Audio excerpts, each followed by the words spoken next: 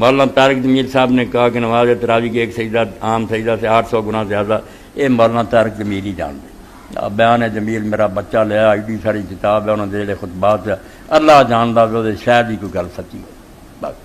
لفاظی یا تیز زبانی یا لوگوں چسکا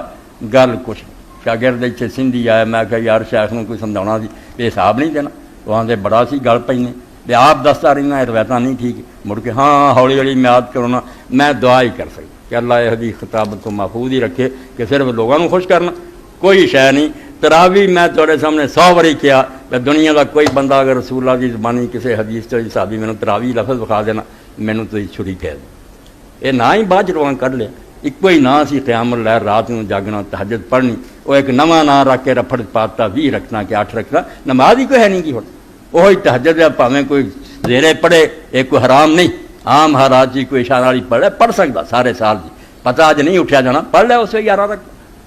ادوں تو شروع ہو جاتا 2 سنتا تو بعد فجر تک رہنگا، ادھی رات بھی حضور نے پڑھی ہے، شروع بھی پڑھی ہے، آخر تے زیادہ بہتر سمجھا،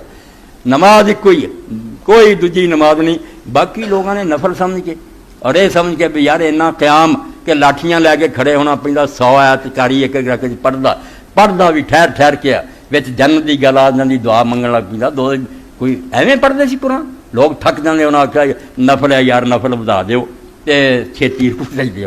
12 ہوئیاں 16 20 24 28 32 36 47 تک گئیاں، کون ڈکدا نفل پڑھے، سنت نہ بدلو، سنت اللہ دے رسول دی 8 ہی رکھنا تے 3 وتر ہے، یہ اندر کوئی شک نہیں، بریلوی آ جائے دیوبندی آ، میں انہاں دے گرویاں دا وکھا دوں گا، بس تیرے گرو کے تعلیم مندے یار سنت رسول اللہ دی ہے، کیوں ایویں رفڑ پائی پھرنا ہوں، کوئی 8 تراویح اے جڑا نہ سجدے دی گل، تراویح دا نا ہی ہے،